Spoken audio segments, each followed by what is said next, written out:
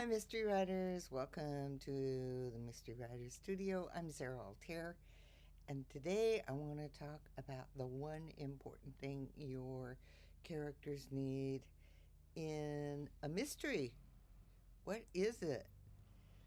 So, um, when you create your character background, um, you want to make it as strong and as detailed as possible. Um, what is the first thing that you add to your character background? Because that's what right now you think is the most important thing. And I asked this question in a group and I got a lot of different answers. I'll give you some examples. Uh, their moral compass sets up the ads. And the main asshole aspect, because all my characters are jerks and all mine are idiots in love. Um, and some variation on their goal. Physical description first. I'm super visual. The answer to why are you like this? And the fine details tend to sprout from this garden. I and one person said I usually start with a name. I gotta know what to call them when I'm talking about them. So you can see the answers are incredibly varied.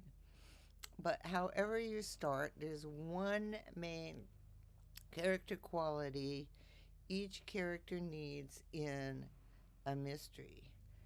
And that quality is, how does your character support the mystery goal? You're writing a mystery. How does that character fit into creating your mystery?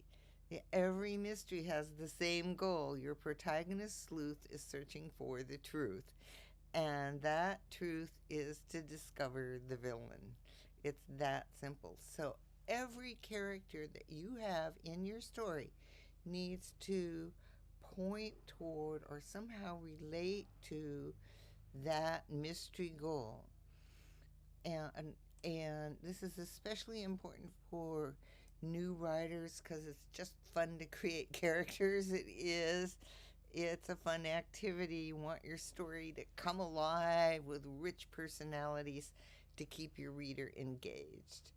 And you work on those personality traits in your character background, and you may have supporting roles like sidekick or mentor or love interest or opponent. And you have all your intriguing suspects, including the villain, who all had a relationship with the victim. But beginning writers may create so many characters the reader gets lost trying to remember who is who as they read. I don't know if you've experienced this, but I definitely have. When I'm reading a mystery, I'm like, was that the one that had the barn out in back of their house, or whatever it is? You lose track of who's who. So, one of the best ways to keep your character creation under control is to know how each character fits inside your mystery. It supports how that character supports the mystery goal, which is discovering the truth, revealing the villain. All right. Uh, so, what are some mystery goal character elements? What are the elements that create a character that really relates to that end goal of your mystery of discovering the truth? So basically, each character either supports or hinders your sleuth discovery path to find the truth. For example, the sidekick can help, the love interest can either hinder or help. The opponent definitely hindering your detective. One suspect may help, another suspect may hinder. Now these are really big, broad categories, and major supporting characters like that love interest, for instance, may do both. They may both help and hinder your detective. A sidekick mainly helps your sleuth, but um, on the other hand, they may have personality differences with your detective, or a character trait that actually hinders your sleuth. So you can do both, especially with those major supporting characters.